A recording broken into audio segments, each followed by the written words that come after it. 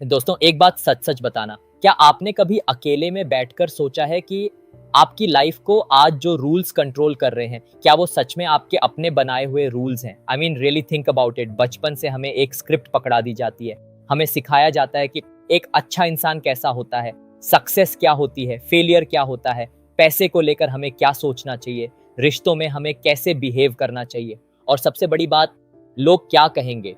धीरे धीरे बिना एक बार भी क्वेश्चन किए हम इन रूल्स को अपना लेते हैं और फिर एक दिन हमें सोसाइटी को कंट्रोल करने की जरूरत ही नहीं पड़ती, हम खुद को कंट्रोल करना सीख जाते हैं। यही आइडिया डॉन मिगेल रुइस की famous book the four agreements का एक इंपॉर्टेंट स्टार्टिंग पॉइंट है।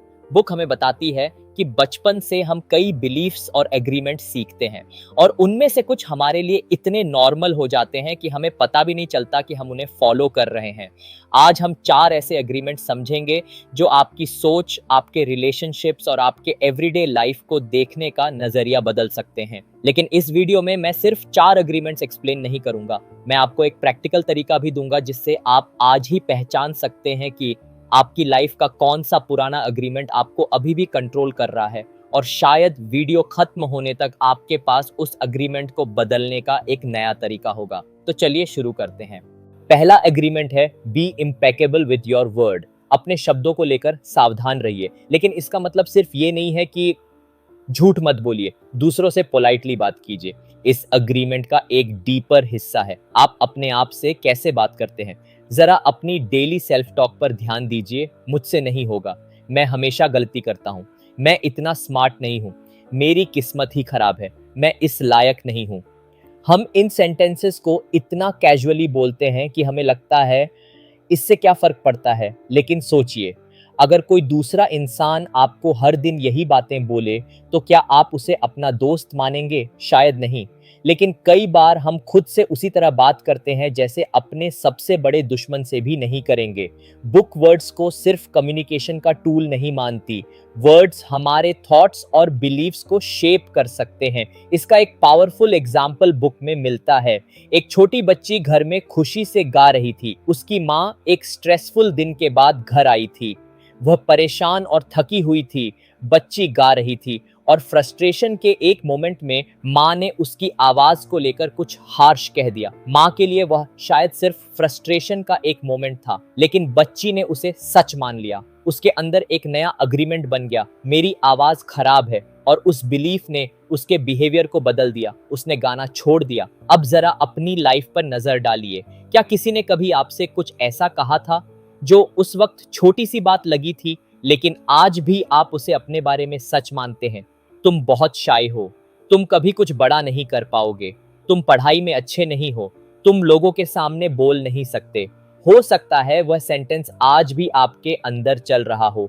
इसलिए अगली बार जब आपके दिमाग में आए मैं नहीं कर सकता, एक सेकंड रुकिए और पूछिए, क्या यह सच है, या क्या यह सिर्फ एक पुराना अग्रीमेंट है जिसे मैं आज भी रिपीट कर रहा हूं? यहीं से अवेयरनेस शुरू होती है। आपको हर नेगेटिव थॉट से लड़ना नहीं है, पहले उसे नोटिस करना है, फिर क्वेश्चन करना है। क्योंकि कई बार प्रॉब्लम ये नहीं होती कि हम कौन हैं, प्रॉब्लम ये होती है कि हमने अपने बारे में क्या मान लिया है। और अब दूसरा एग्रीमेंट और भी पर्सनल है, क्योंकि ये तय करता है कि दूसरे लोगों की ओपिनियंस आपके ऊपर कितनी पावर रखती हैं। दूसरा एग्रीमेंट है डोंट टेक एनीथिंग पर्सनली। मतलब हर चीज को अपने बारे में मत समझिए। अब सोचिए, किसी ने आपके मैसेज का रिप्लाई नहीं किया, आपका दिमाग, शायद वो मुझसे नाराज है। आपने प्रेजेंटेशन दी, किसी ने उसमें एक गलती निकाल दी, आपका दिमाग, शायद मैं अच्छा नहीं हूं। किसी रिलेटिव ने फंक्शन में कोई कमेंट कर दिया, और हम पूरा दिन उसी एक सेंटेंस को रीप्ले करते रहते हैं। लेकिन बुक यहाँ एक बहुत इंटरेस्टिंग पर्सपेक्टिव देती है। लोग जो कहते हैं और जो करते हैं वह उनके अपने बिलीव्स, ओपिनियंस, इमोशंस और एक्सपीरियंसेस से भी प्रभावित होता है। मान लीजिए आपका बॉस आज बहुत खुश है, वह आपकी तारीफ करता है। अगले दिन उसकी पर्सनल लाइफ में कुछ खराब हुआ, वही बॉस छोटी सी बात पर आपसे नाराज हो जाता है। तो क्या आपकी एबिलिटी रातों रात बदल गई? नहीं, उनकी स्टेट बदल गई। इसका मतलब ये नहीं कि हर क्रिटिसिज्म गलत है। अगर कोई आपको फीडबैक देता है तो आप उसे सुन सकते हैं, उससे सीख सकते हैं, लेकिन आपको किसी दूसरे व्यक्ति की ओपिनियन को अपनी पूरी आइडेंटिटी बनाने की जरूरत नहीं है। और यहाँ एक डीपर क्वेश्चन आता है, कभी कभी कोई बात हमें बहुत ज्यादा हर्ट क्यों करती है? क्योंकि शायद वह हमारे अंदर पहले से मौजूद किसी इनसिक्योरिटी को टच कर देती है। मान लीजिए कोई आपको कहता है तुम बहुत बोरिंग हो, और आपको बहुत ज्यादा गुस्सा आ जाता है, तो सिर्फ ये पूछने के बजाय कि उसने ऐसा क्यों कहा, एक बार खुद से पूछिए, ये बात मुझे इतनी ज्यादा अफेक्ट क्यों कर रही है? क्या मेरे अंदर पहले से ये फियर है कि शायद मैं इंटरेस्टिंग नहीं हूं? यही क्वेश्चन आपको रिएक्शन से अवेयरनेस की तरफ ले जाता है। और आज के सोशल मीडिया वर्ल्ड में ये और भी इंपॉर्टेंट है, क्योंकि अब आपके पास सिर्फ फैमिली, फ्रेंड्स और कॉलीग्स की ओपिनियंस नहीं है, थाउजेंड्स ऑफ स्ट्रेंजर्स भी अपनी ओपिनियन दे सकते हैं। एक कमेंट आपका पूरा मूड खराब कर सकता है, लेकिन याद रखिए, किसी की ओपिनियन आपके बारे में एक ओपिनियन है, वे आपकी पूरी आइडेंटिटी नहीं है। इसलिए अगली बार जब किसी की बात आपको बहुत ज्यादा अफेक्ट करे, पहले रिएक्ट मत कीजिए, एक सेकंड रुकिए और पूछिए, मैं इस ओपिनियन को इतनी पावर क्यों दे रहा हूं? और अगर आपको लगता है कि ओवरथिंकिंग की सबसे बड़ी वजह दूसरे लोग हैं, तो तीसरा अग्रीमेंट शायद आपको सरप्राइज करेगा, क्योंकि कई बार दूसरे लोग कुछ कहते ही नहीं, हम खुद पूरी कहानी बना लेते हैं। तीसरा अग्रीमेंट है, डोंट मेक असम्पशंस। असम्पशंस को क्वेश्चंस से रिप्लेस कीजिए। हमारा माइंड अनसर्टेनिटी को पसंद नहीं करता। जब इंफॉर्मेशन अधूरी होती है तो हमारा ब्रेन खाली जगहों को कहानी से भर देता है। मान लीजिए आपने अपने बॉस को एक इंपॉर्टेंट मैसेज भेजा, उन्होंने मैसेज पढ़ लिया, ब्लू टिक्स आ गए, 1 घंटा बीत गया, रिप्लाई नहीं आया। अब आपके दिमाग में मूवी शुरू, शायद उन्हें मेरा आइडिया पसंद नहीं आया, शायद मैंने कुछ गलत बोल दिया, शायद प्रमोशन रुक जाएगा, शायद वो मुझसे नाराज हैं। ध्यान दीजिए, आपके पास फैक्ट्स कितने हैं? बस एक, उन्होंने अभी रिप्लाई नहीं किया, बाकी सब आपकी इमेजिनेशन है। और यही असम्पशंस का प्रॉब्लम है। हम एक छोटी सी इंफॉर्मेशन लेते हैं और उसके ऊपर पूरी कहानी बना देते हैं। रिलेशनशिप्स में ये और ज्यादा होता है। पार्टनर ने कम बात की, आप अस्यूम करते हैं कि रिलेशनशिप में प्रॉब्लम है। फ्रेंड ने हेलो नहीं कहा, आप अस्यूम करते हैं कि वो आपसे नाराज है। कॉलीग ने शॉर्ट रिप्लाई किया, आप अस्यूम करते हैं कि उसे आप पसंद नहीं हैं। लेकिन हो सकता है उसका दिन खराब हो, वह बिजी हो, उसका ध्यान कहीं और हो, या फिर सच में कोई प्रॉब्लम हो, आपको पता नहीं है। और यही सबसे इंपॉर्टेंट पॉइंट है, जब आपको पता नहीं है तो कहानी मत बनाइए, सवाल पूछिए, hey is everything okay, did I miss something, क्या आप इस बात से नाराज हैं? बस एक सिंपल क्वेश्चन आपको घंटों की अननेसेसरी ओवरथिंकिंग से बचा सकता है। और हाँ, सवाल पूछने में डर लगता है, क्योंकि हमें डर होता है कि शायद आंसर हमारी उम्मीद के मुताबिक नहीं होगा। लेकिन क्लैरिटी अनकंफर्टेबल हो सकती है, फिर भी अनसर्टेनिटी में रहकर इमेजिनरी स्टोरीज बनाते रहना ज्यादा एग्जॉस्टिंग है। इसलिए अगली बार जब आपका दिमाग कोई कहानी बनाना शुरू करे, पॉज और खुद से पूछिए, मेरे पास फैक्ट्स क्या हैं और ये मैं क्या अस्यूम कर रहा हूं? यही छोटा सा डिफरेंस आपकी इमोशनल लाइफ को बदल सकता है। क्योंकि असम्पशन कहानी बनाता है, क्वेश्चन क्लैरिटी देता है। लेकिन अब एक प्रॉब्लम बचती है। मान लीजिए आपने असम्पशंस छोड़ दिए, दूसरों की ओपिनियंस को पर्सनल लेना भी कम कर दिया, फिर भी आप खुद से कितना एक्सपेक्ट करें? क्या आपको हर दिन 100% देना चाहिए? यही आता है चौथा एग्रीमेंट। चौथा एग्रीमेंट है, ऑलवेज डू योर बेस्ट। और मेरे हिसाब से यही सबसे ज्यादा मिसअंडरस्टूड एग्रीमेंट है। क्यों? क्योंकि आज की दुनिया में डू योर बेस्ट का मतलब अक्सर बना दिया गया है work harder, push harder, never stop, always be productive. लेकिन बुक का आइडिया परफेक्शन के बारे में नहीं है। आपका बेस्ट हर दिन एक जैसा नहीं होता। सोचिए, एक दिन आपने 8 घंटे की अच्छी नींद ली, एनर्जी अच्छी है, माइंड क्लियर है। दूसरे दिन आप टायर्ड हैं, स्ट्रेस में हैं, आपकी एनर्जी लो है।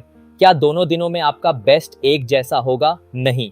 और यही पॉइंट है, आपका बेस्ट आपकी सर्कमस्टेंसेस के साथ बदलता है। जिस दिन आपकी कैपेसिटी कम है, उस दिन कम करना भी आपका बेस्ट हो सकता है। इसलिए अपने आज को कल से कंपेयर करना बंद कीजिए। कभी कभी हम खुद को सिर्फ इसलिए जज करते हैं क्योंकि कल मैंने इतना किया था, आज मैं इतना ही क्यों कर पाया।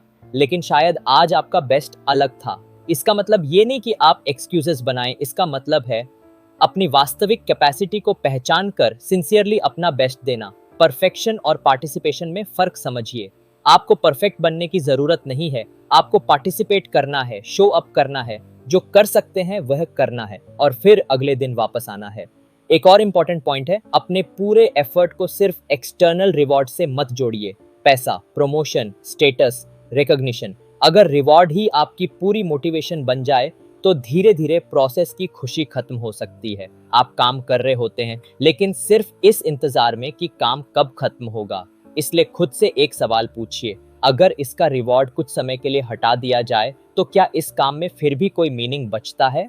ये सवाल आपको अपने काम और मोटिवेशन को समझने में मदद कर सकता है। तो ऑलवेज डू योर बेस्ट का मतलब है हर दिन खुद को तोड़ देना नहीं, बल्कि आज आपके पास जितनी एनर्जी, अटेंशन और कैपेसिटी है उसके साथ ईमानदारी से अपना बेस्ट देना और फिर कल फिर कोशिश करना। अब चारों अग्रीमेंट समझने के बाद असली सवाल आता है, आप इन्हें अपनी लाइफ में लागू कैसे करेंगे? क्योंकि सिर्फ बुक पढ़ लेने से कोई पुराना एग्रीमेंट नहीं टूटता। कंक्लूजन।